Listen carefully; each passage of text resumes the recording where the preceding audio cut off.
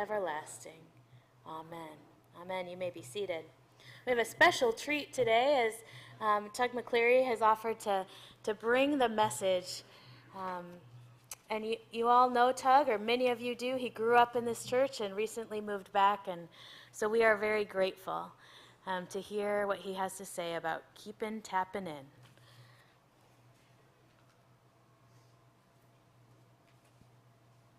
Well, good morning. Can y'all hear me okay? All right, the last time I was up here, we still had the old school microphones and all that stuff, so this is going to take a little getting used to.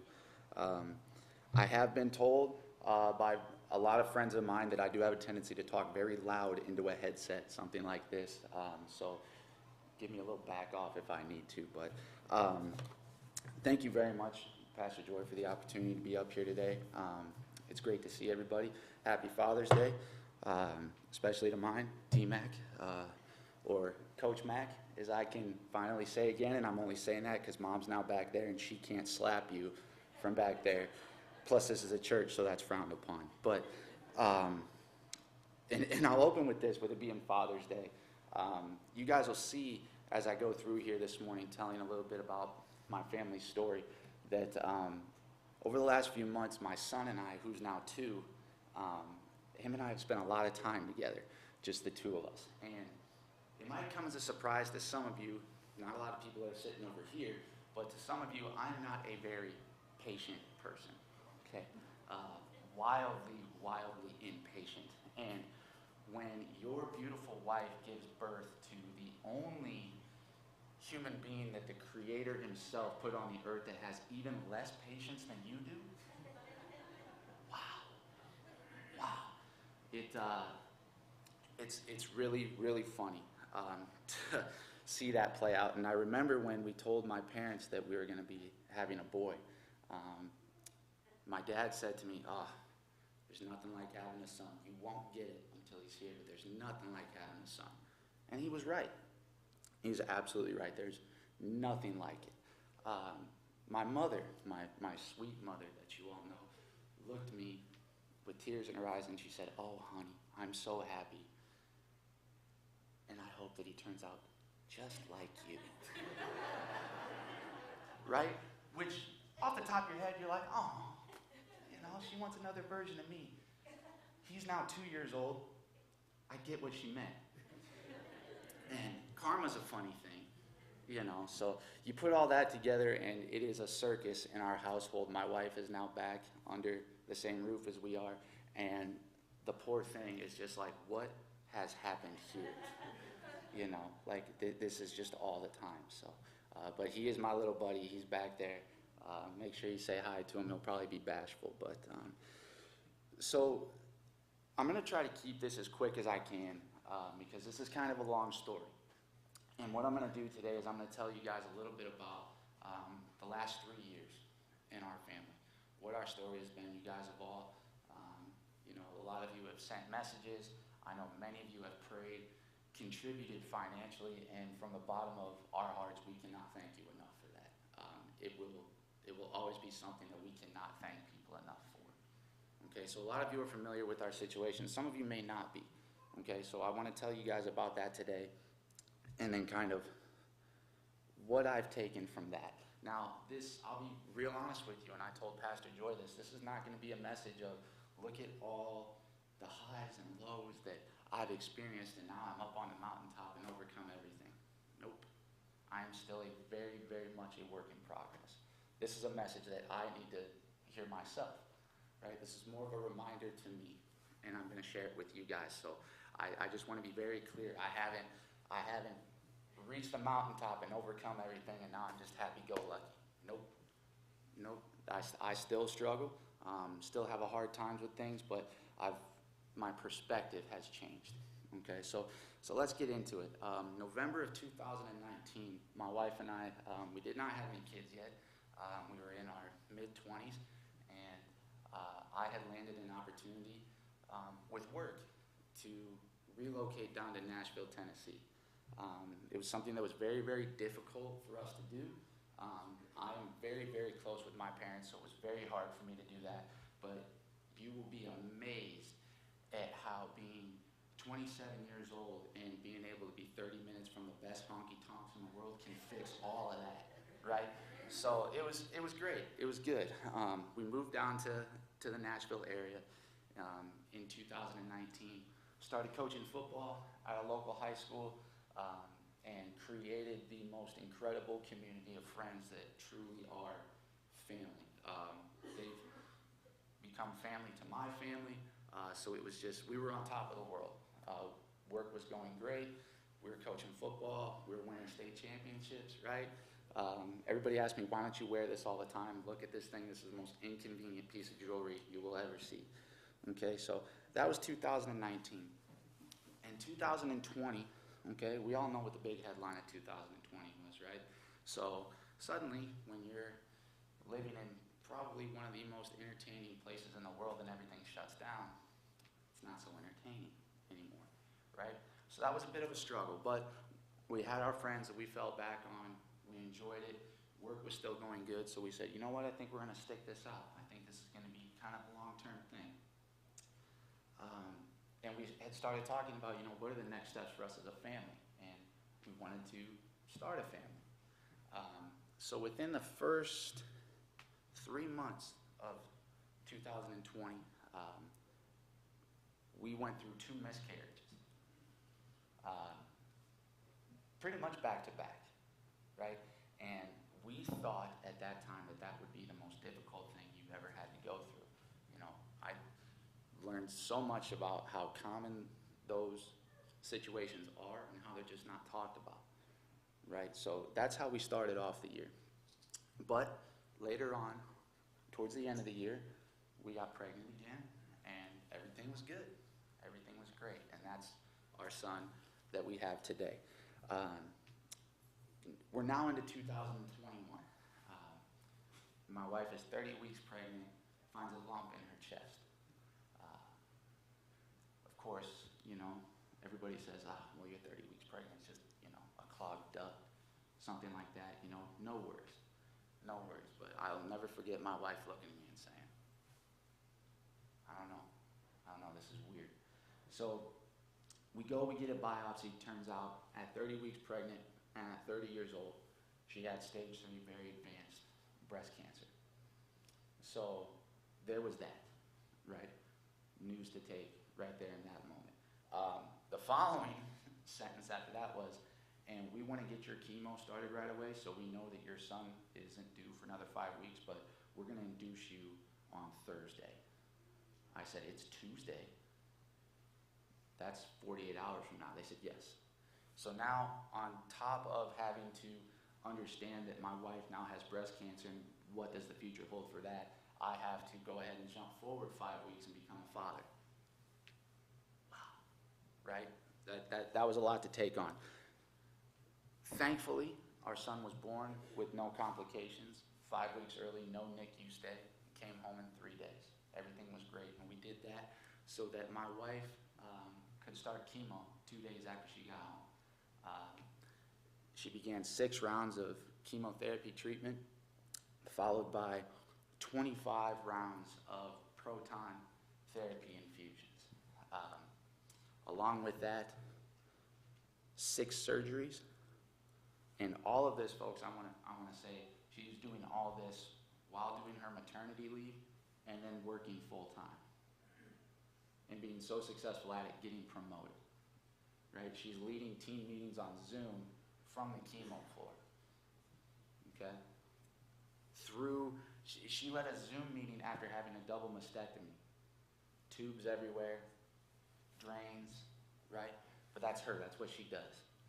Right? So she's doing all of that while having to deal with being a new mom, dealing with everything that she has to do as far as treatment goes.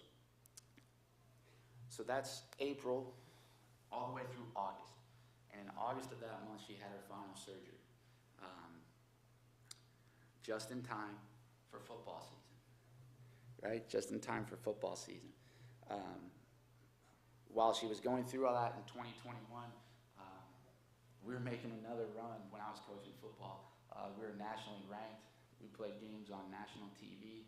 And the #1 thing that my wife told me that she would not allow me to do is to miss anything as far as football. That was our escape. That was her escape. So,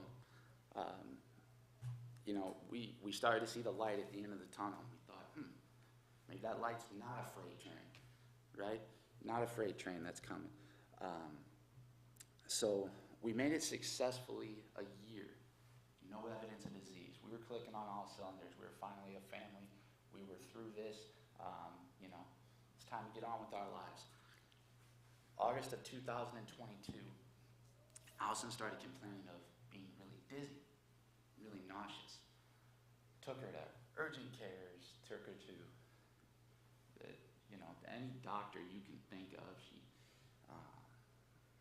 She just couldn't get over this, right? And we took a family trip to St. Louis to take our son to go see the Cubs, because what newborn child doesn't want to go, or to see the Yankees, I'm sorry. Went to see the Yankees because we took him to see the Cubs when he was 6 weeks old. People do that, it's okay, So we took him to see the Yankees, and my wife really struggled through the trip, but we did it. And it got to a point 2 days after we got home where she couldn't even sit up without getting sick, nearly passing out. And I said, why don't we just go to the emergency room? So at the emergency room, they won't let you leave until they figure out what's going on. Or if they simply can't find anything, they'll say, there's nothing wrong, I don't know. So we took her to the emergency room, and they discovered that Allison had a 3-centimeter mass on the top of her brainstem. Rushed her to the hospital. My father-in-law left in the middle of the night to drive 9 hours to come get our son. A friend of ours stayed overnight with our son until he got there. And they determined at that time that it was her breast cancer that had metastasized to her brain. It's a really weird feeling, hoping that a tumor that you find that they say is cancerous is a different cancer, right? Because that means that the previous cancer is in stage 4. Unfortunately, that wasn't the case. 2 days after that, Allison had a craniotomy successfully to remove the tumor. She made it through that like a champ. She came home on a Friday afternoon and looked at me and said, well, I'm going to bed, and your first game of the 2022 season's tonight, you better get going. So she sent me to go coach football. After that, she went through 3 traditional radiation treatments, and everything was good to go. We had gone out to City of Hope with help from my father. We went out to City of Hope in Los Angeles, California, and met with one of the top cancer doctors in the country, who told us that her treatment plan moving forward was exactly what he would recommend. You're good to go back in Nashville. You're going to do these treatments called Enhertu every 3 weeks, and that'll be permanent. But you're young, you can handle it. This is just going to become your new normal. So we had accepted that. We felt good about it. This is just going to be part of our new normal, but why waste time feeling sorry for yourself, right? The day following her very first infusion treatment, Allison was in bed all day long. Hadn't really woke up, but I assumed, this was just like her previous chemo treatments, where she would sleep 40 out of 48 hours after a treatment. I left to go coach a football game. Her mom, who was down there with us, staying with us, gave me a call and said, I can get Allison to open her eyes, but she won't respond. We call 911. I leave the game, meet her at the hospital, and we had figured out that Allison had suffered a massive stroke. And she did not have the ability to use her right side. She did not have the ability to speak. So that was a lot to take on. What do we do here? Where do we go from here? Will this get any better? We spent the next 5 weeks between intensive care in the hospital and an inpatient rehab facility, trying to get her to at least be able to come home. She did that. She did very well at it. She worked extremely hard. And what I'm thankful for the most in that situation is that throughout those 5 weeks, she was always Allison. She always worked hard. She did not accept that this is how things are going to be. Right? We got her home. We got her through that. She continued therapy. And in January, we made the very difficult decision to move back. It's hard having parents use up their vacation time or try to make arrangements for them to travel 9 hours to try to help you. So we made the decision to move back, and that's how we got here today. So, I tell you all that to kind of tell you, what have I learned through all this? Obviously, as you can imagine, I've spent a lot of time being very, very angry with God. Being very angry. Why her? Why us? Why is things like this continuing to happen? Right? And it was the moments when I would be by myself that were the worst. I had alluded to earlier, up until 2 weeks ago, my wife stayed with her parents during the week. So my son and I really would only see her for about 2 hours a day, and then me and him would go home. And it was those times at night when I was very, very angry. Very angry. The last thing I wanted to hear was somebody tell me, well, it's all part of God's plan. Or, it's still early. She's still young. God is protecting her. We're praying for you. Thoughts and prayers. And all I could think about was, well, what is that going to get me? What are your thoughts and prayers going to get me? I remember that my dad and I have a joke, that there is a light at the end of the tunnel. Yeah, well, what if that light is a freight train? And that's constantly what I thought about. How is this going to end? How is this going to get better? How do you expect me to just say, it's okay, God. You're in control. I'll wait, right? Those moments were very, very hard for me. And it took me a long time to start to come around. My mom would consistently try to put my mind at ease. So would my dad.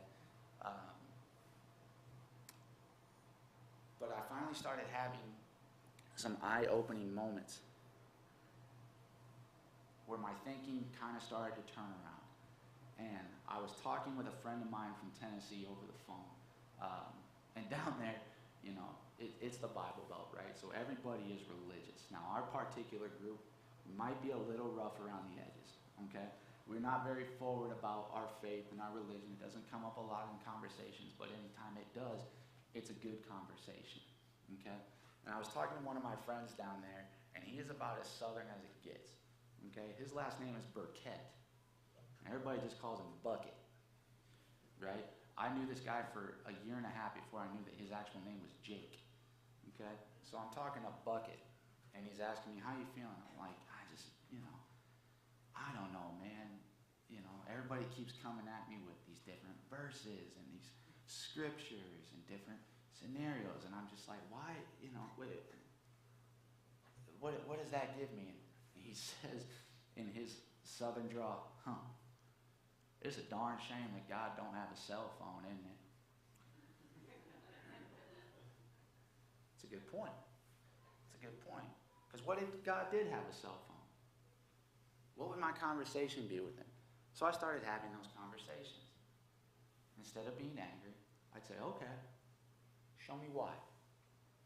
Show me why. So that was my first eye-opening situation. I started asking, show me why. Okay? Because it was hard for me to see any sort of wins in these situations. My wife was continuing to work hard and progress and heal, and I would see that, but it was very hard for me to see the good in it, to see the light in it, right? So as I said, I'm starting to have these conversations of, okay, show me.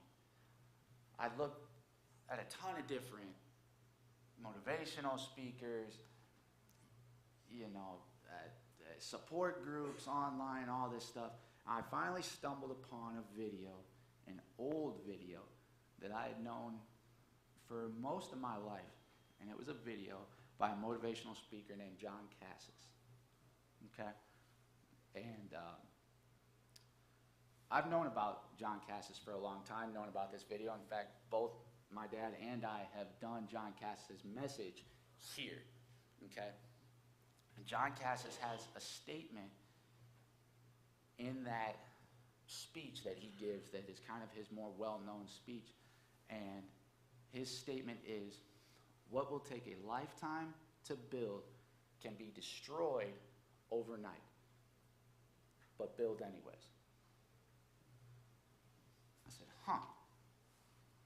Now, I've heard that statement 100,000 times in my life, but something clicked. I said, huh. Let me run it back. So I rewind it, and I listened to it again.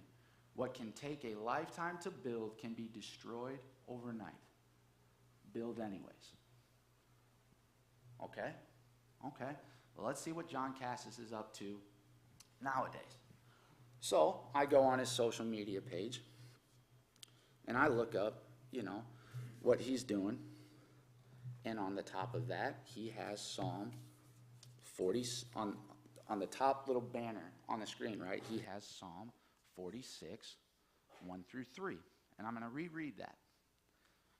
God is our refuge and strength, an ever-present help in trouble. Therefore we will not fear, though the earth give way and the mountains fall into the heart of the sea, though its waters roar and foam and the mountains quake with their surging. What does that sound like? Build anyways, right?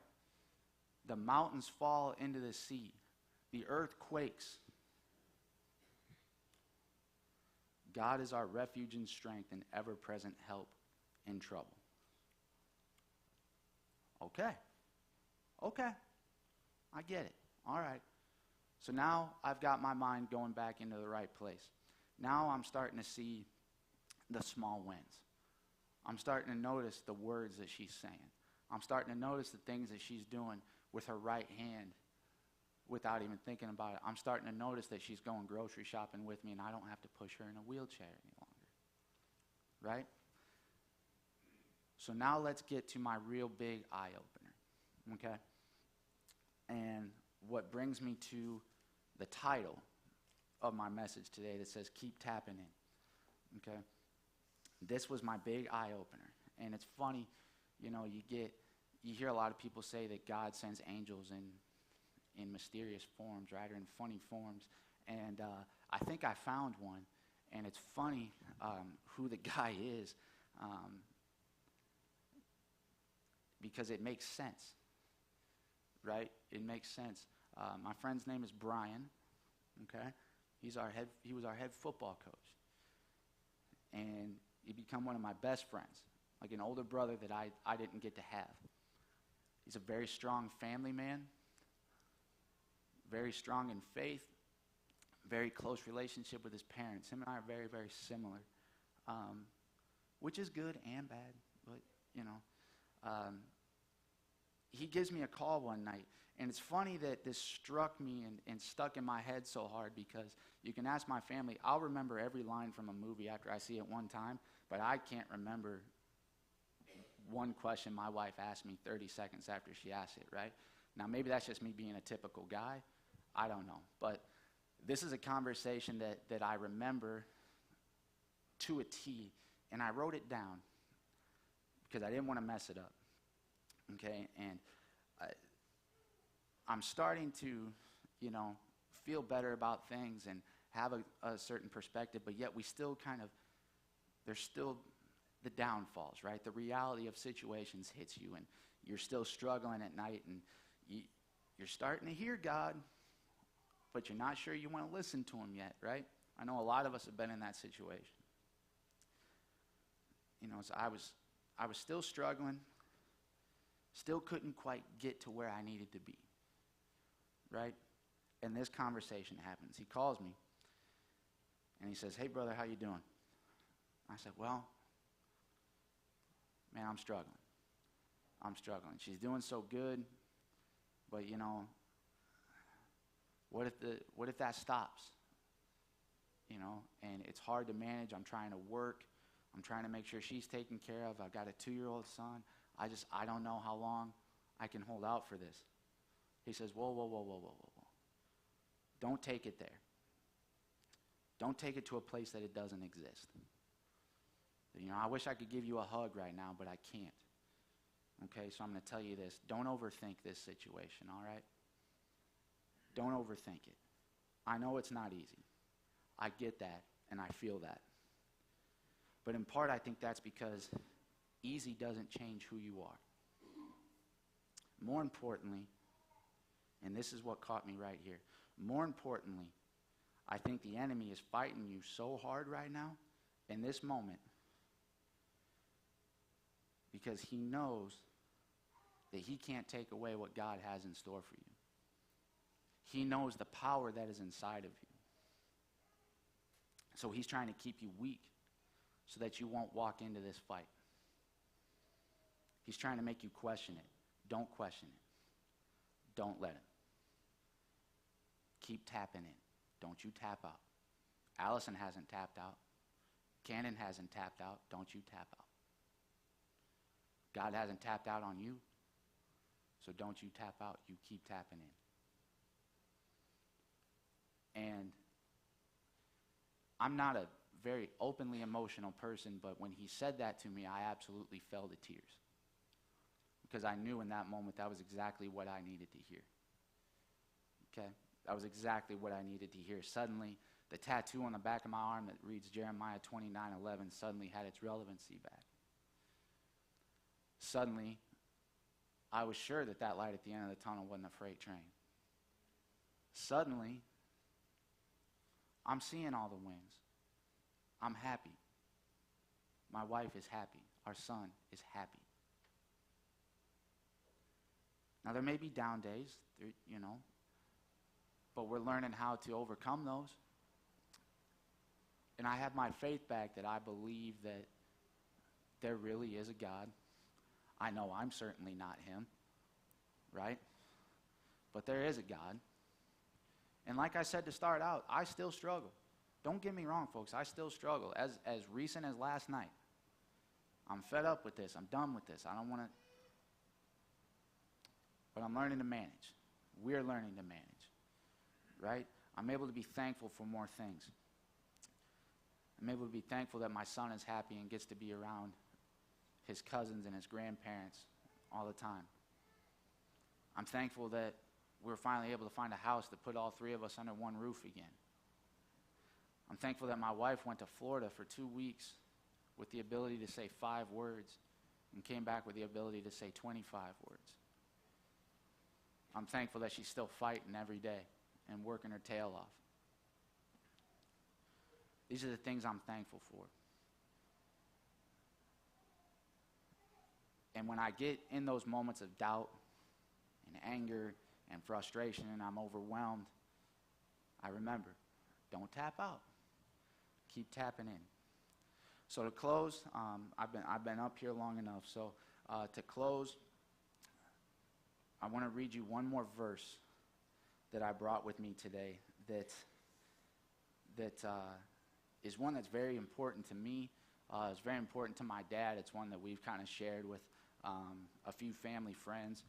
We put a little twist on it at the end when it's just us, but I want to read this to you to kind of wrap this all up. And the verse is Psalm 23, verse 4. And it says, "Even though I walk through the valley of the shadow of death, I will fear no evil, for you are with me. Your rod and your staff comfort me. I will fear no evil. I will keep tapping in. I will not let the enemy make me weak. I will not let myself tap out because I know that God has not tapped out on me and has not tapped out on us." And I hope my message today is relevant to some people. I hope that it gave a little perspective as to where we've been the last few months. Hi, buddy. Hi, buddy. Keep tapping in, right? Keep tapping in. Come on. But I want to thank you all from the bottom of my heart for giving me this opportunity. Thank you for all of your support for our family, for your continued thoughts and prayers. And I hope that in times of doubt and struggle that you remind yourself, don't tap out, keep tapping in. God bless you. Thank you.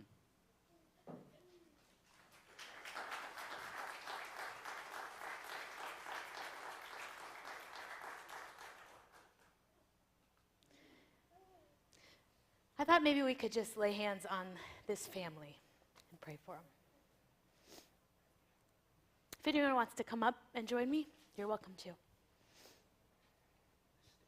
Yeah. May I lay my hand on you, Allie?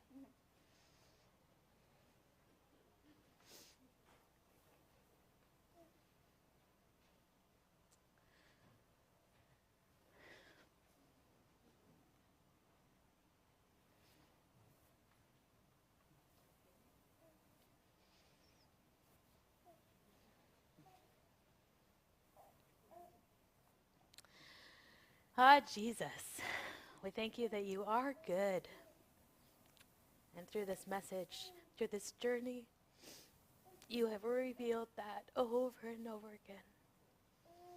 So, Lord, I pray for Allison, for complete healing. I pray for Tug, Cannon, and all the others, parents, siblings, cousins, friends that are family. And God, we ask for the strength they need, that you would pour it in abundance, comfort and hope and joy. Lord, you know exactly what they need. Each moment, continue to offer them the wisdom and the pieces that wake them up and draw them closer to you from just the right people. In Jesus' name, amen.